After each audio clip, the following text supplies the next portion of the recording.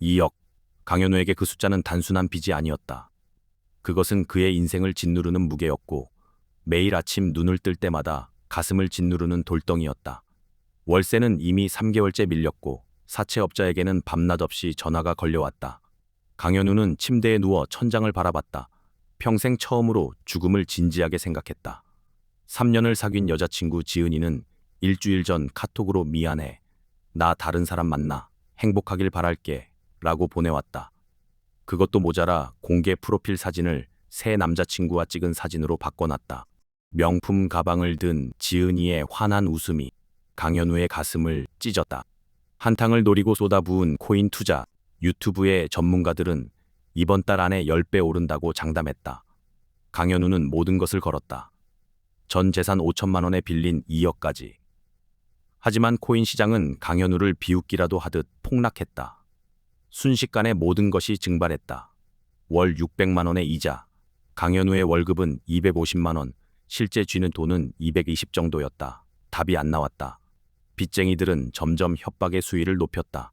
이번 주까지 안 들어오면 험한 꼴 당한다. 부모님 대잔 사시지. 강현우는 떨리는 손으로 휴대폰을 들었다. 통장 잔액 염원, 신용카드는 모두 정지됐다. 대출도 더 이상 받을 수 없었다. 친구들에게 돈을 빌려달라고 했지만 더 이상 전화를 받지 않았다. 4월 15일 밤 11시, 강현우는 집을 나섰다. 목적지는 정해져 있었다. 마포대교. 모든 것을 끝낼 생각이었다. 지하철을 타고 가는 내내 머릿속이 하얘졌다. 부모님의 얼굴이 떠올랐다. 시골에서 평생 농사를 지으며 강현우를 대학까지 보낸 부모님. 우리 아들 서울에서 잘 지내고 있다고 친척들에게 자랑하시던 어머니의 목소리가 들렸다. 마포대교에 도착했다. 밤이었지만 차들은 계속 지나갔다. 강현우는 인도를 따라 걸으며 적당한 장소를 찾았다. 한강물은 검게 출렁였다. 4월 중순의 밤바람은 차가웠다. 강현우는 난간을 붙잡았다. 한 걸음만 내디디면 된다. 그러면 모든 고통이 끝난다. 강현우는 난간에 올라섰다. 아래를 내려다봤다. 현기증이 났다. 심장이 미친 듯이 뛰었다. 손에 땀이 났다. 강현우는 눈을 감았다. 몸을 앞으로 기울였다. 잠깐! 뒤에서 낮은 목소리가 들렸다. 강현우는 화들짝 놀라 몸의 균형을 잃을 뻔했다. 난간을 더 세게 붙잡고 뒤를 돌아봤다. 한 남자가 서 있었다. 검은 모자를 깊게 눌러쓰고 검은 마스크로 얼굴을 완전히 가린 남자였다. 뭐예요? 내려오세요. 위험합니다. 상관하지 마세요. 그냥 가요. 왜 죽으려고 하십니까? 그게 당신이랑 무슨 상관인데요? 상관하지 말고 그냥 가세요. 의문의 남자는 한 걸음 더 다가왔다. 혹시 돈 때문입니까? 강현우는 대답하지 않았다. 하지만 침묵이 답이었다. 얼마나 필요하십니까? 돈이라면 제가 도움을 드릴 수도 있는데. 강현우는 허탈하게 웃었다. 2억이요. 왜요? 구해주시게요. 제가 해드리겠습니다. 그 말에 강현우는 남자를 쳐다봤다. 2억을 해드릴 수 있습니다. 대신 조건이 있습니다. 강현우는 자신도 모르게 난간에서 내려왔다. 의문의 남자는 주변을 둘러봤다. 지나가는 사람이 없는 것을 확인하고 강현우에게 더 가까이 다가왔다. 제가 부탁하는 2가지를 해주시면 2억을 드리겠습니다. 부탁이요? 무슨 부탁인데요? 자세한 건 내일 말씀드리겠습니다. 내일 오후 2시 한강공원 여의도 쪽 화장실 옆 벤치로 오십시오. 그걸 어떻게 믿어요? 당신이 누군지도 모르는데. 의문의 남자는 안주머니에서 두툼한 봉투를 꺼냈다. 살짝 열어서 보여줬다. 5만 원권 지폐가 빼곡히 들어있었다. 적어도 수백만 원은 되어 보였다. 의문의 남자는 5만 원짜리 2장을 주며 말했다. 이건 선의의 표시입니다. 내일 오시면 더 자세히 말씀드리겠습니다. 어차피 죽기로 한 인생 아닙니까? 한번 해보고 죽는 건 그 다음에 해도 늦지 않습니다. 그 말이 강현우의 마음을 흔들었다. 맞는 말이었다. 어차피 죽으려던 거 시도해볼 가치는 있지 않을까. 의문의 남자는 그대로 걸어가 사라졌다. 강현우는 그 뒷모습을 바라봤다.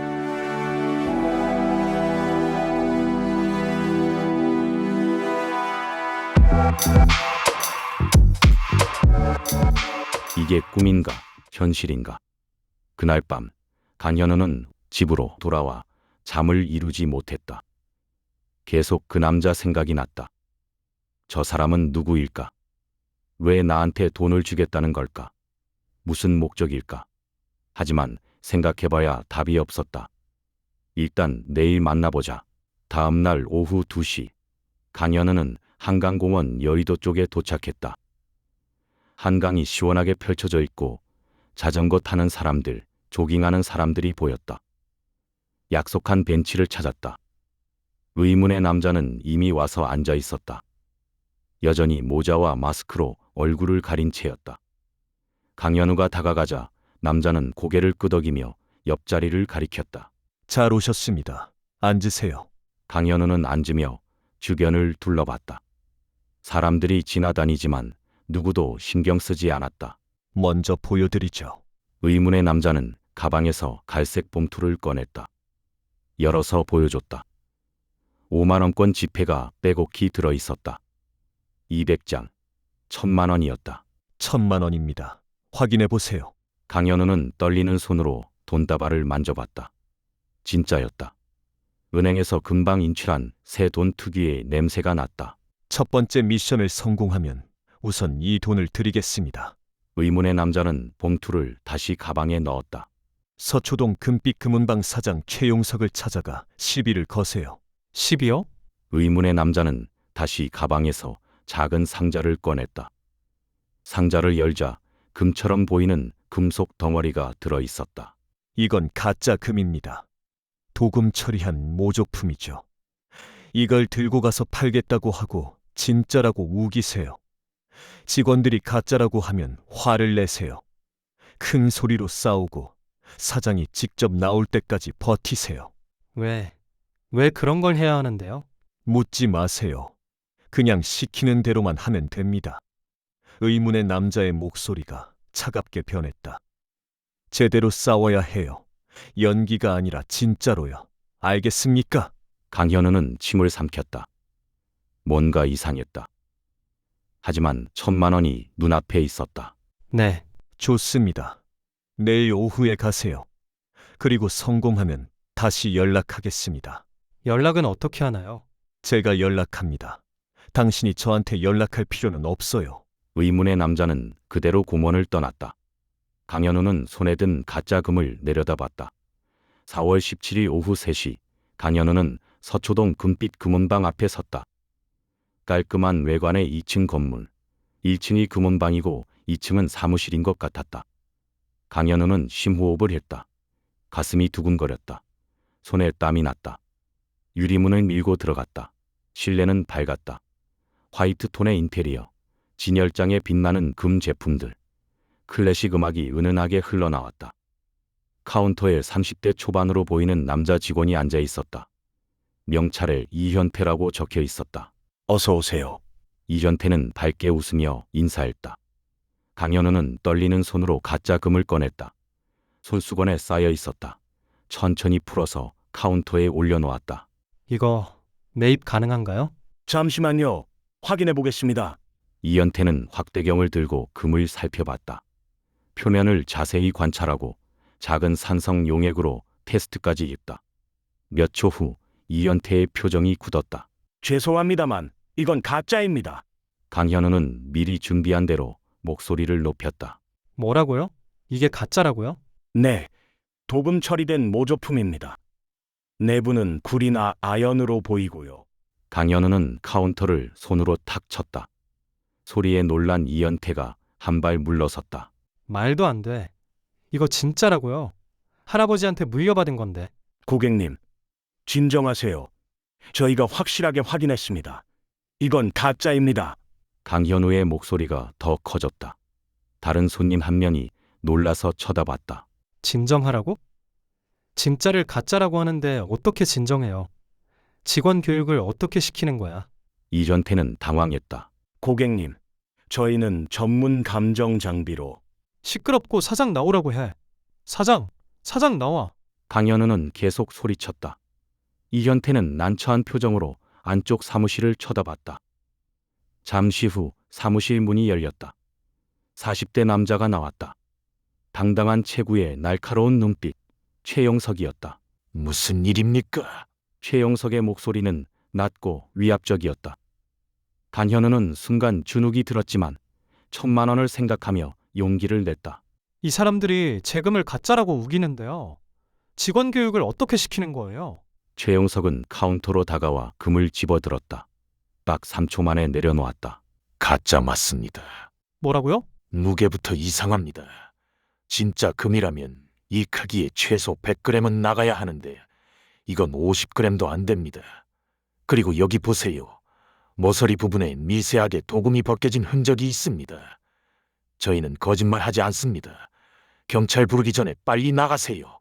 최영석의 단호한 말투에 강현우는 더 화를 내는 척했다. 뭐 이런 엉터리 금은방이 다 있어? 강현우는 가짜 금을 집어들고 문을 확 열고 나갔다.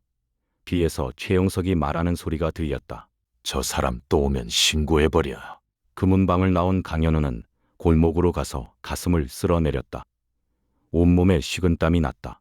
손이 떨렸다. 다른 사람한테 시비를 걸고 큰 소리로 싸우는 것 처음 해보는 일이었다. 하지만 해냈다.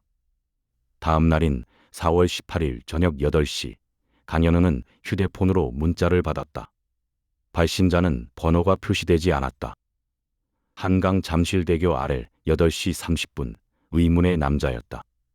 강현우는 서둘러 집을 나섰다. 지하철을 타고 잠실역으로 갔다. 한강 둔치는 어두웠다. 운동하는 사람 몇몇만 보였다. 잠실대교 아래로 가자 의문의 남자가 서 있었다. 여전히 모자와 마스크를 쓰고 있었다. 잘하셨습니다. 완벽했어요. 남자가 봉투를 건넸다. 강현우가 열어보니 1,000만 원이 들어있었다. 5만원권 200장. 손이 떨렸다. 평생 이렇게 쉽게 큰 돈을 손에 쥔 건 처음이었다. 강현우는 다음 미션도 할 수 있을 것 같은 용기가 생겼다. 다음 미션은 뭔가요? 의문의 남자는 잠시 침묵했다. 그리고 천천히 입을 열었다. 내일 밤 11시 서초동에 있는 한 주택에 가세요. 현관문이 열려 있을 겁니다. 들어가서 칼을 가져오세요. 강현우의 얼굴이 굳었다. 칼이요? 네. 거실방 근처에 바닥에 떨어져 있을 겁니다. 피가 묻어 있을 수도 있습니다. 그걸 가져오면 나머지 1억 9천만 원을 드리겠습니다. 명심할 점은 방문을 절대 열어봐서는 안 됩니다. 혹시 이거 불법 아닌가요? 강현우 씨, 당신은 며칠 전에 마포대교에서 뛰어내리려고 했습니다. 어차피 죽기로 한 인생 아니었습니까? 그렇긴 하지만 하기 싫으면 하지 마세요. 1,000만 원은 가지고 가셔도 됩니다. 강현우는 잠시 고민하다가 말했다. 하겠습니다. 시간을 정확히 지켜야 됩니다. 11시에 들어가세요. 실수하면 돈은 없습니다. 의문의 남자는 어둠 속으로 사라졌다. 강현우는 고민에 고민을 거듭했다. 피 묻은 칼을 가져오라니 그게 무슨 의미일까? 누군가 다친 건가? 아니면 살인? 오후 6시 강현우가 아르바이트를 하고 집으로 들어오는데 2명의 건장한 남자가 앞을 가로막았다. 누구세요? 우리가 누구겠냐? 다음 달에 드린다고 했잖아요. 다음 달. 이자는 어쩔 건데? 남자가 강현우의 어깨를 잡았다. 강하게 쥐었다. 아팠다. 아버지, 건강하시지? 내가 한번 찾아가 보려고 하는데. 강현우는 식은땀이 났다. 부모님은 건드리지 마세요. 우선 이 돈 가져가시고 며칠만 기다리세요. 나머지도 다 해드릴게요. 사채업자들은 돈을 받아들고 사라졌다. 그날 저녁 강현우는 결심했다. 하자. 1억 9천만 원만 받으면 빚을 다 갚을 수 있다. 더 이상 빚쟁이들한테 시달리지 않아도 된다.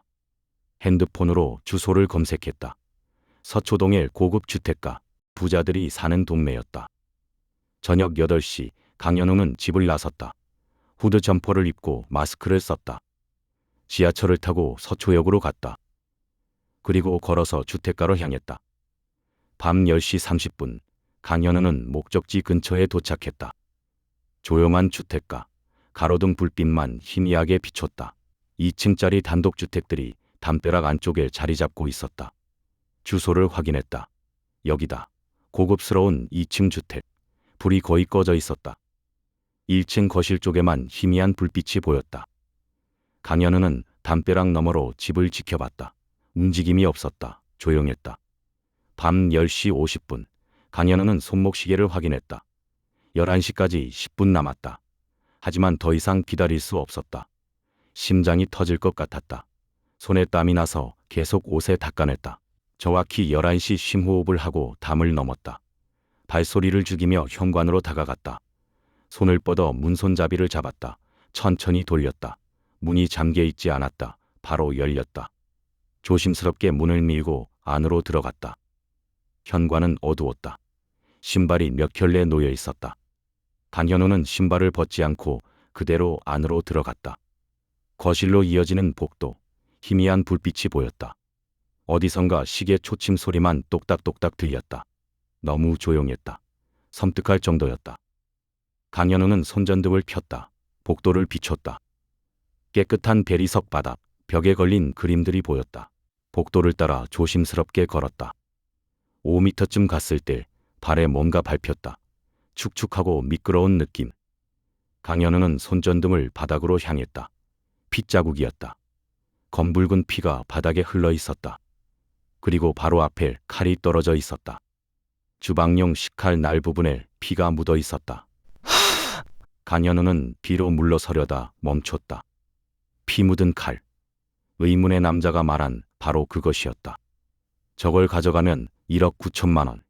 떨리는 손으로 칼을 집어들었다. 무서웠다. 피가 손에 묻었다. 강현우는 구역질이 났다. 여기까지만 하자. 그냥 나가자. 강현우는 돌아서려고 했다. 하지만 시선이 복도 끝에 있는 방문으로 향했다. 방문이 살짝 열려 있었다. 강현우의 다리가 저절로 움직였다. 방문으로 다가갔다. 손을 뻗어 문을 밀었다. 삐걱. 문이 천천히 열렸다. 침대 위에 한 남자가 쓰러져 있었다. 40대 남자. 흰 셔츠를 입고 있었는데 가슴 부분이 피로 흥건했다. 눈은 크게 뜬 채로 천장을 응시하고 있었다. 입은 약간 벌어져 있었다. 움직임이 없었다. 죽어 있었다. 강현우는 비명을 질렀다. 손에 든 칼을 떨어뜨릴 뻔했지만 본능적으로 꽉 쥐었다. 뒤로 물러났다. 심장이 터질 것처럼 뛰었다. 숨이 막혔다. 사람이 죽어 있다. 저게 최영석이다. 금원방 사장 최영석. 얼마 전에 싸웠던 바로 그 사람. 강현우는 패닉 상태에 빠졌다. 정신없이 돌아서서 현관으로 뛰어갔다. 여전히 피 묻은 칼이 들려 있었다. 빨리 줘버리고 끝내자. 현관문을 확 열었다. 차가운 공기가 얼굴을 때렸다. 대문으로 뛰어나가는 순간이었다. 경찰이다. 움직이지 마. 강력한 손전등 불빛 여러 개가 강현우를 비췄다. 눈이 부셨다. 강현우는 손으로 얼굴을 가렸다. 눈을 가늘게 뜨고 봤다. 경찰 5명이 총을 겨눈 채 서 있었다. 칼 버려. 당장 버려. 저 아니에요. 칼 버려. 강현우는 칼을 떨어뜨렸다. 형사가 강현우를 바닥에 엎드리게 했다. 수갑이 강현우의 손목에 찰칵 소리를 내며 채워졌다. 살인 혐의로 긴급 체포한다. 당신은 묵비권을 행사할 수 있고 형사의 목소리가 멀게 들렸다. 강현우의 머릿속이 하얘졌다. 나는 아무도 죽이지 않았어.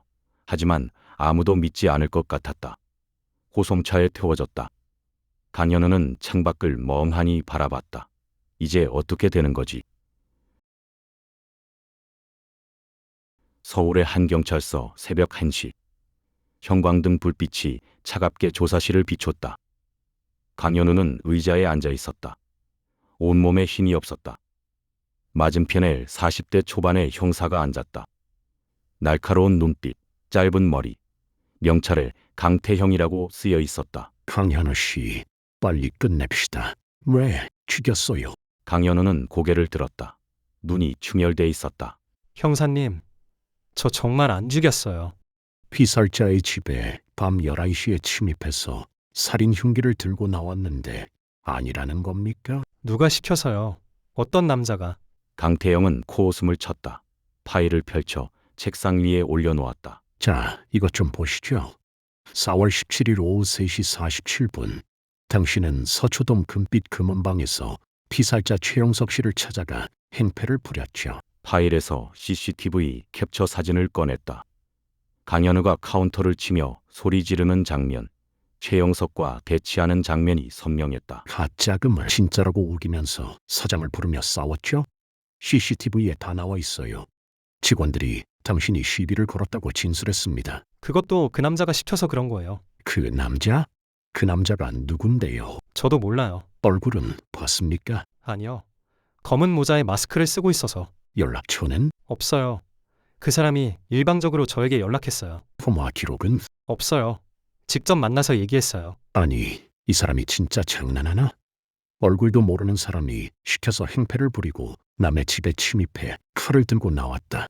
이게 말이 됩니까? 강태영은 한숨을 쉬었다. 또 다른 서류를 꺼냈다. 4월 19일 오후 3시 27분 당신 휴대폰으로 피살자 최용석 씨의 집 주소를 지도 앱으로 검색했습니다. 당신이 직접 주소를 검색해서 찾아간 거 아닙니까? 아니에요. 그 남자가 주소를 알려줘서 그랬어요. 아, 그것도 알려줬다? 강태영의 목소리에 냉소가 섞였다. 그리고 당신은 살인 흉기를 손에 들고 현장에서 발견됐습니다. 피살자 최용석 씨의 사망 추정 시각은 밤 10시 30분에서 11시 사이. 당신이 침입한 시각과 딱 맞아 떨어지죠. 강현우는 머리를 감싸 쥐었다. 아니에요. 제가 들어갔을 때 이미 죽어 있었어요. 그럼 왜 칼을 들고 있었습니까? 왜 도망쳤나요? 강현우는 말문이 막혔다. 설명할 방법이 없었다. 며칠 전 금은방에서 망신당하고 쫓겨났습니다. 그래서 복수하려고 간 거죠? 아니에요. 저는 그리고 당신은 현재 2억 원의 빚이 있습니다. 사채업자들한테 쫓기고 있고요. 최영석 씨는 금은방 운영과 사채업으로 돈이 많기로 유명했습니다. 그래서 강도 살인을 시도한 게 아닙니까? 아니에요. 저는 돈을 훔치러 간 게 아니에요. 자살하려고 하는데 한 남자가 나타나서 내가 시키는 일 해주면 2억을 준다고 해서. 2억을 준다고요? 강현우 씨, 누가 모르는 사람한테 2억을 그냥 줘요? 강현우는 눈물을 흘렸다. 정말이에요. 정말 그 남자가 그랬어요. 목소리는 기억해요. 낮고 차분한 목소리였어요. 강태영은 잠시 강현우를 관찰했다. 15년 경력의 형사로서 수많은 범죄자를 봤다. 거짓을 말하는 사람, 진실을 말하는 사람. 강현우는 뭔가 이상했다. 너무 절박했다. 연기라고 하기엔 진짜 같았다. 강태영은 파일을 닫았다. 변호사 선임하시고 다음 조사에 응하시면 됩니다. 강현우는 다시 울먹였다. 하지만 강현우는 유치장으로 들어갔다. 4월 20일 강현우는 유치장에서 하룻밤을 보냈다. 잠을 잘 수 없었다. 차가운 바닥, 형광등 불빛, 다른 사람들의 코 고는 소리. 강현우는 천장을 바라보며 생각했다. 나를 완벽하게 이용했구나. 그걸 믿은 내가 바보지. 강태영은 경찰서 회의실에서 팀원들과 사건 브리핑을 했다. 팀장 포함 형사 5명이 참석했다. 피살자 최영석, 42세. 금빛 금은방 대표로 표면적으로는 금거래업을 했지만 실제로는 불법 사채업을 겸업했습니다. 강태영이 화이트보드에 최영석 사진을 붙였다. 정경계 로비에도 관여했다는 보고도 있고요. 상당한 비자금을 보유하고 있었다고 합니다. 얼마나 됩니까? 팀장이 물었다. 그게 정확히는 모르겠는데 여기서 이상한 점이 발견됐습니다. 최영석이 보유하고 있던 코인 하드월렛이 사라졌어요. 코인 하드월렛? 네, 최용석은 사채업과 정경계 로비로 모은 비자금을 코인으로 전환해서 하드월렛에 보관하고 있었습니다. USB처럼 생긴 전자지갑인데 그게 있어야 돈을 찾을 수 있습니다. 그 안에 최소 300억 원 이상의 코인이 들어있었다고 추정됩니다. 회의실이 술렁였다. 300억이요? 네, 그런데 그게 사라졌어요. 현장에서 발견되지 않았습니다. 강현우가 가져간 거 아닙니까? 체포 당시 강현우의 소지품을 전부 조사했지만 하드월렛은 없었습니다. 강현우의 집도 수색 영장 받아서 뒤졌는데 발견되지 않았고요. 그럼 공범이 있거나 강현우가 이미 숨겼을 수도 있겠네? 가능성이 있습니다. 강현우의 주장처럼 누군가 그를 이용했을 수도 있어요. 증거는요? 아직 없습니다. 그래서 다른 용의자들도 조사해 보려고 합니다. 밤 10시 52분에 인명신고가 들어왔어요. 공중전화에서요. 신고자 신원은 확인됐나요? CCTV 확인했지만 모자와 마스크를 쓰고 있어서 얼굴 확인 불가능합니다. 남성인 것만 확인됐고요. 만약 강현우 주장대로 사건을 기획한 사람이 신고했을 가능성이 있습니다. 피살자 주변 인물들을 탐문하겠습니다. 금은방 직원, 가족들부터 확인해 보겠습니다. 4월 21일 오전 10시 강태영은 금빛 금은방을 찾아갔다. 가게 문에는 임시 휴업 팻말이 붙어 있었다. 하지만 안에 불이 켜져 있었다. 강태영이 문을 두드리자 이현태가 나타났다. 얼굴이 피곤해 보였다. 들어오세요. 금은방 안은 조용했다. 진열장의 금 제품들이 쓸쓸해 보였다. 이현태는 카운터에 앉으며 한숨을 쉬었다. 이현태 씨, 몇 가지 여쭤보겠습니다. 최용석 사장님과의 관계는 어땠습니까? 이현태는 잠시 망설이다가 조심스럽게 답했다. 일반적인 사장과 직원 관계였죠. 나쁘진 않았어요. 그냥 일반적인 사이였어요. 강태영은 이현태를 관찰했다. 뭔가 숨기는 것 같았다. 하지만 직접적으로 묻기보다는 다른 각도로 접근했다. 이번 살인사건 범인으로 의심되는 사람 혹시 없으신가요? 5년 전까지 장혁필이라는 분이랑 같이 사채업을 하셨다고 들었는데 크게 다투고 헤어졌다는 말을 들었습니다. 장혁필, 네. 둘이 사이가 틀어져서 결별했다고 하더라고요.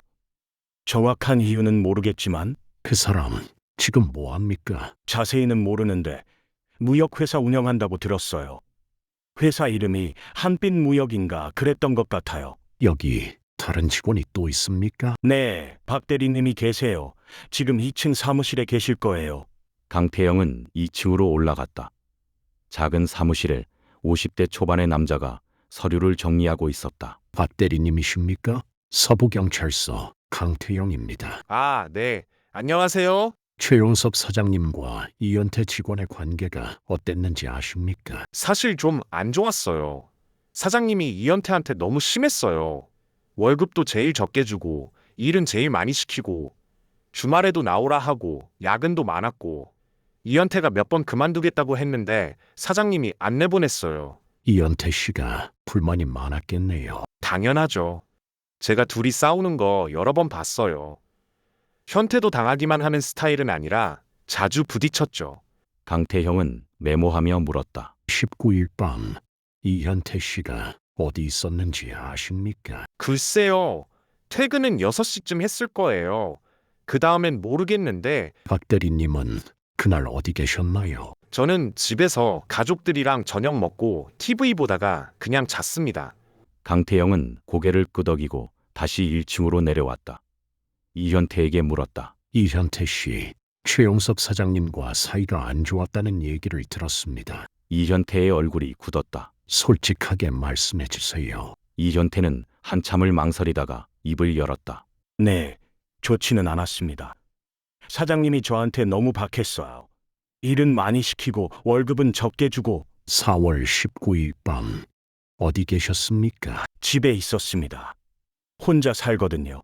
뭐 하셨습니까? 그냥 맥주 한 캔 먹으면서 영화 봤습니다. 강태영은 노트에 메모했다. 알리바이가 약했다. 그리고 동기도 있었다. 강태영은 조사를 마무리하고 금빛 금은 방을 나왔다. 오후 2시 강태영은 최영석의 동생 최우민의 집을 찾아갔다. 평범한 아파트 단지. 최우민은 40대 초반의 회사원이었다. 피곤한 얼굴로 강태영을 맞았다.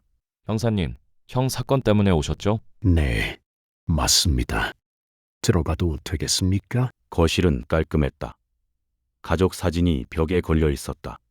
최우민, 아내, 2아이. 평범한 가정이었다. 형과 사이가 안 좋으셨다고 들었는데요. 최우민이 쓴웃음을 지었다. 벌써 알고 오셨네요. 맞아요. 형이랑 사이 안 좋았어요. 어머니 돌아가시고 나서 유산 문제로요. 상속은 얼마나 받으셨습니까? 저는 2억, 형은 5억 넘게 가져갔어요. 아버지가 남기신 땅도 건물도 형이 더 많이 가져갔어요. 원망하셨겠네요. 원망 정도가 아니라 거의 왼수가 됐죠. 최우민의 목소리가 격해졌다.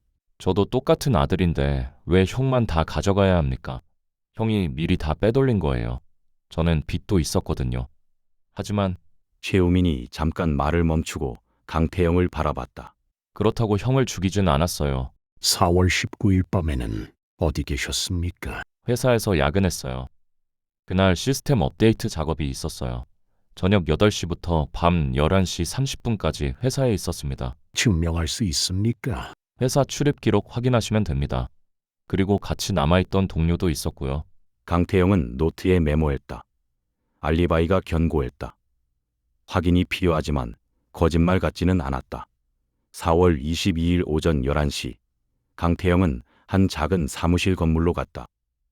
3층에 한빛무역이라는 간판이 붙어 있었다. 문을 열고 들어가니 샴평 남짓한 작은 사무실이었다. 무슨 일이세요? 경찰입니다. 장혁필 대표님 계십니까? 네, 계세요. 잠시만요.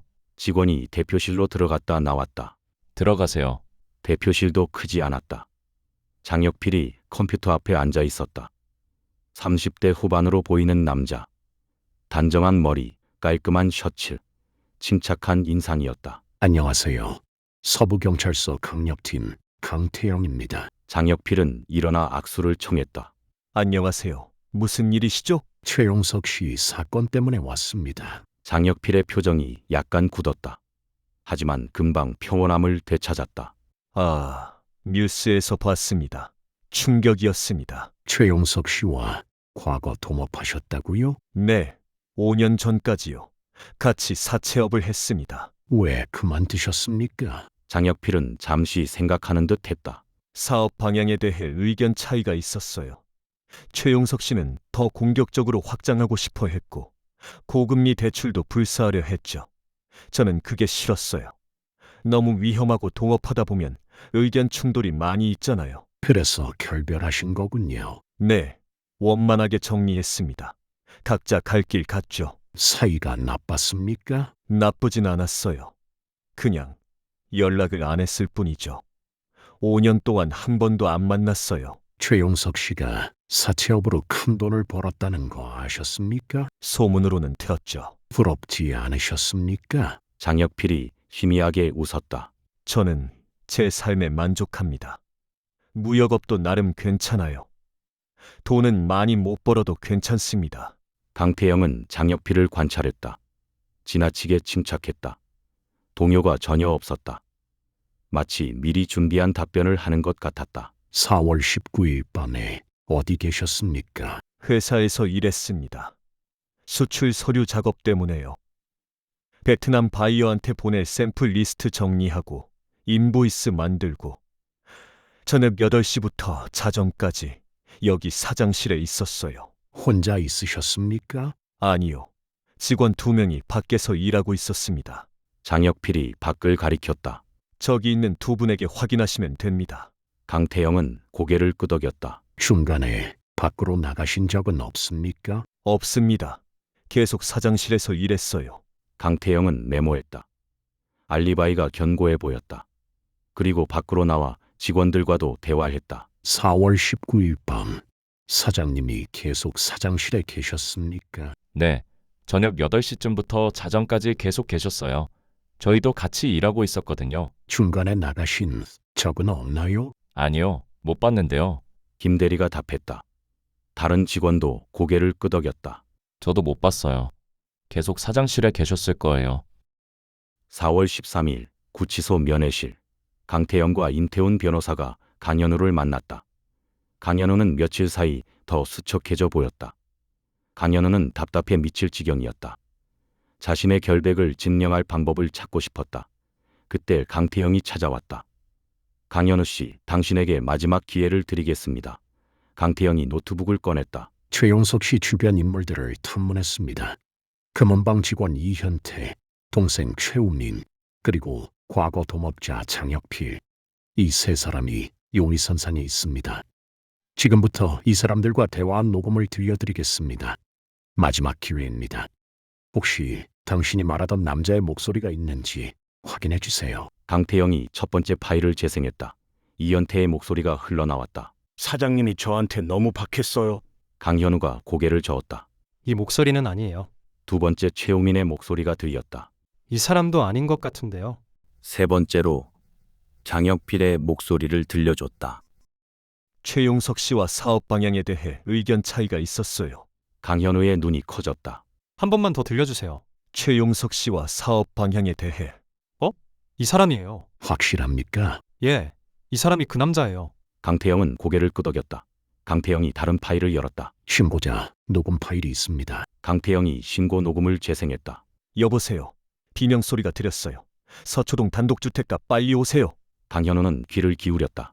이 목소리도 비슷한 것 같은데요. 목소리 톤이 비슷하네요. 강태영은 노트북을 닫았다. 음성 분석을 의뢰하겠습니다. 강태영은 즉시 음성 분석을 의뢰했다. 공중전화 신고 음성과 장혁필과의 대화 녹음을 과학수사팀에 보냈다. 결과가 나왔다. 과학수사팀 직원이 강태영에게 보고했다. 92% 이상 일치합니다. 같은 사람이 맞습니다. 강태영은 장혁필이 범인일 거라 생각했다.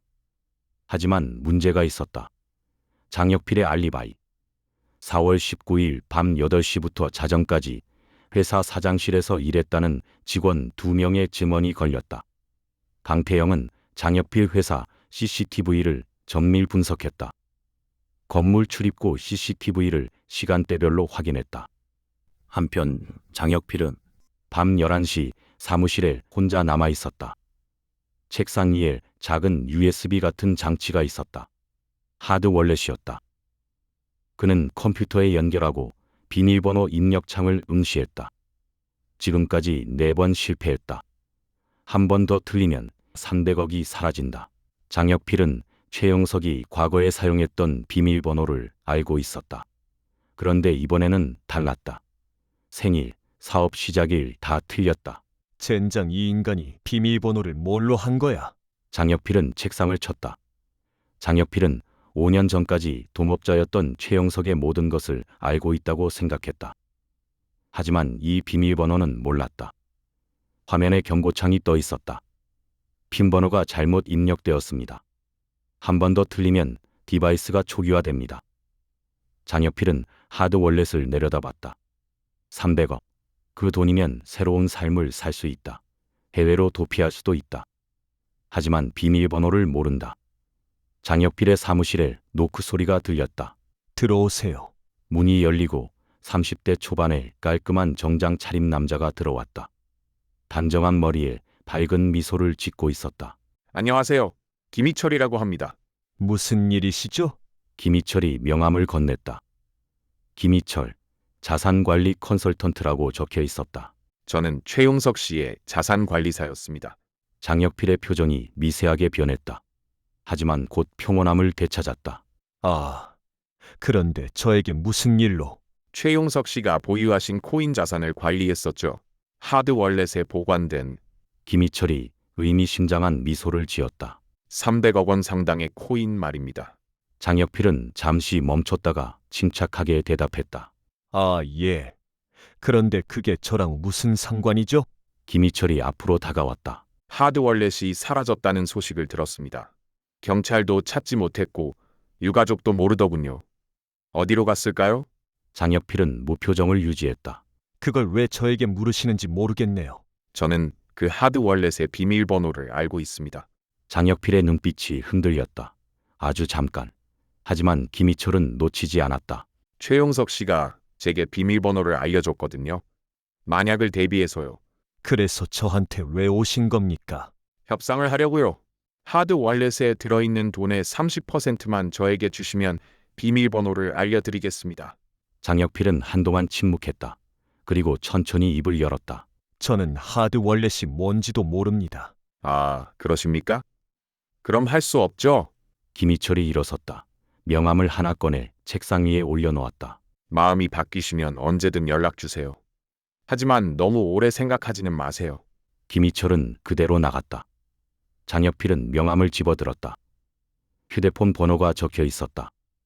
장혁필의 머릿속이 복잡해졌다.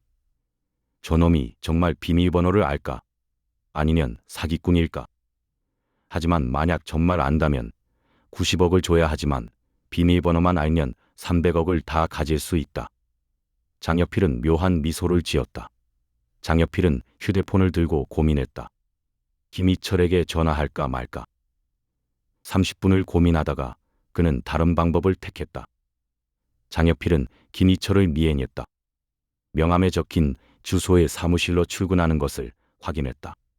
강남역 인근의 작은 오피스텔, 재무 컨설팅이라는 간판이 붙어 있었다. 오후 6시 김희철이 퇴근했다. 장혁필은 차를 몰며 뒤를 따라갔다. 김희철은 지하철을 타고 집으로 가는 것 같았다. 장혁필은 일당 2명을 데리고 있었다. 과거 사채업할 때 일하던 사람들, 험한 일도 마다하지 않는 자들이었다. 저 남자를 잡아야 해. 일당들이 고개를 끄덕였다. 밤 8시, 김희철이 인적이 드문 골목길을 걷고 있었다. 뒤에서 발소리가 들렸다. 발소리가 점점 빨라졌다. 김희철이 뒤를 돌아보려는 순간 2명의 남자가 달려들었다. 김희철은 저항했지만 제압당했다. 입에 테이프를 붙이고 손을 묶었다. 차가 다가왔다. 장혁필이 운전하는 검은색 승합차였다. 일당들이 김희철을 차에 태우려 했다. 김희철은 발버둥쳤다. 상대는 셋이었다. 힘으로는 당할 수 없었다. 바로 그 순간 서너 명의 사람들이 나타났다. 경찰이다. 꼼짝 마. 사방에서 형사들이 나타났다. 강태영이 보였다. 총을 겨눈 형사 4명이 차를 포위했다. 장혁필은 얼어붙었다. 일당 2명도 도망치려다 형사들에게 제압당했다. 수갑이 채워졌다. 김희철이 입에 테이프를 떼어냈다. 나는 서부경찰서 강력팀 김희철이다. 장혁필의 얼굴이 창백해졌다. 경찰? 강태형이 다가왔다. 장혁필 씨, 특수감금 및 폭행 미수로 긴급 체포합니다. 장혁필은 고개를 떨어뜨렸다. 모든 게 끝났다. 서울 서부경찰서 조사실. 5월 5일 새벽 2시. 장혁필은 철제 의자에 앉아 있었다. 강태영이 맞은편에 앉았다. 장혁필 씨, 이제 그만합시다. 증거가 너무 많아요. 첫째, 음성 분석 결과 당신이 4월 19일 밤 10시 50분에 공중전화로 살인 신고를 한 게 확인됐습니다. 92% 이상 일치. 장혁필은 침묵했다. 둘째, 알리바이 허점. 당신은 회사 사장실에 계속 있었다고 했지만 실제로는 뒷문으로 40분간 외출했습니다. 직원들과 말을 맞춘 건 알겠는데 CCTV로 나가는 게 다 확인했어요. 4월 19일 밤 10시 30분 퇴장, 11시 10분 입장. 장혁필의 얼굴이 굳었다. 셋째, 차량 이동 경로. 당신 차량이 4월 19일 밤 10시 36분 최영석 씨 집 인근을 통과한 게 CCTV에 포착됐습니다. 넷째, 강현우 씨 증언. 당신 목소리를 듣고 당신이 시킨 것이라고 증언했습니다. 그건 증거가 안 돼요. 장혁필이 처음으로 입을 열었다. 강태영이 또 다른 서류를 꺼냈다. 당신이 다른 사람 명의로 구입해 사용해온 차량 트렁크에서 발견된 물건들을 보시죠. 검은 모자, 검은 마스크, 강태영이 증거 사진을 보여줬다. 가짜 금, 도금 처리한 모조품. 강현우 씨가 금원방에 가져갔던 바로 그 가짜 금과 동일한 제품입니다. 장혁필은 더 이상 변명하지 못했다. 왜 그랬습니까? 장혁필은 한동안 침묵하다가 천천히 입을 열었다. 5년 전 최용석과 사채업을 시작할 때 저는 제 전 재산을 투자했어요. 5억 원. 제가 모은 전부였죠. 최용석은 3억만 투자했어요. 하지만 사업 초기 계약서를 작성할 때 최용석이 저를 속였어요. 지분을 5대5로 하기로 했는데 실제 계약서에는 3대7로 되어 있었어요.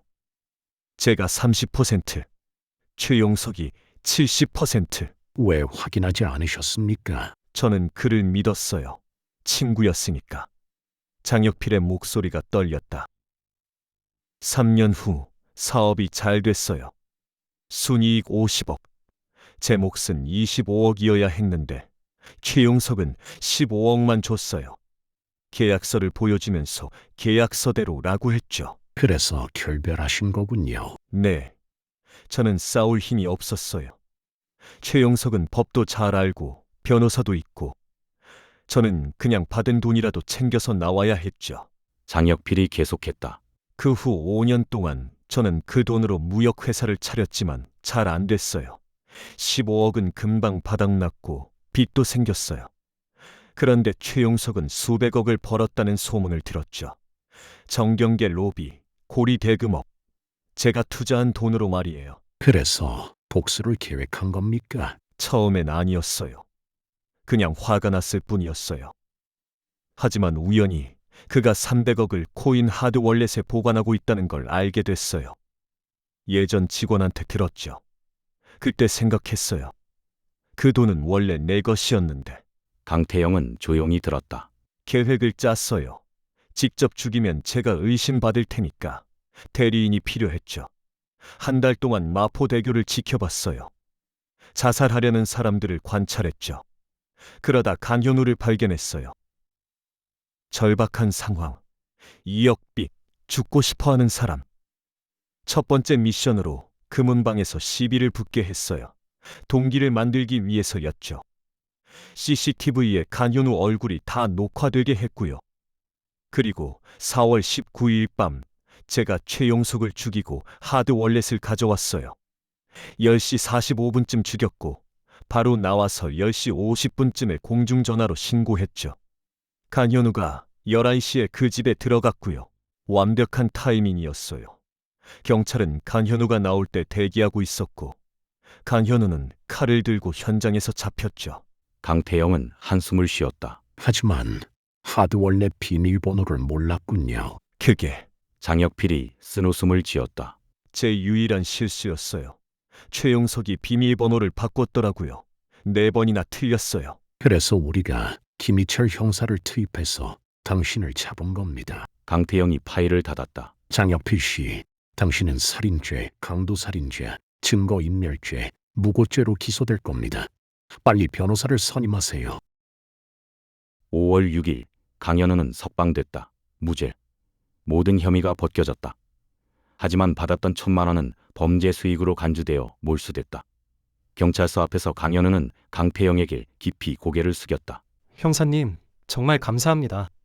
형사님이 아니었으면 저는 다시는 쉽게 돈 벌려고 하지 말아요. 강태영의 목소리는 엄했지만 따뜻했다. 세상에 쉽게 돈 버는 방법은 없습니다. 네, 명심하겠습니다. 빚은 어떻게 할 겁니까? 일해서 갚겠습니다. 천천히, 하루하루. 강태형이 명함을 건넸다. 혹시 도움이 필요하면 연락하세요. 빚쟁이들이 돈 독촉하면 내 명함 보여주세요. 웬만하면 저를 알 겁니다. 감사합니다. 강현우는 명함을 받아 주머니에 넣었다. 강현우는 마포대교를 다시 지나갔다. 핸드폰으로 구인 공고를 검색했다. 물류창고 야간 근무, 시급 15,000원. 석양이 한강 위로 지고 있었다. 붉은 노을이 물을 물들였다. 강현우는 처음으로 내일이 기대됐다. 빚은 여전히 남아있었다. 하지만 이제 도망치지 않을 것이다. 정직하게 한 걸음 한 걸음씩 그렇게 살아갈 것이다.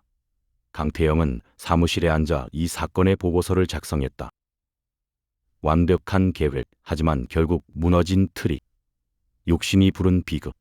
강태영은 창밖을 바라봤다. 강태영은 보고서를 닫으며 중얼거렸다. 세상에 공짜가 어딨어.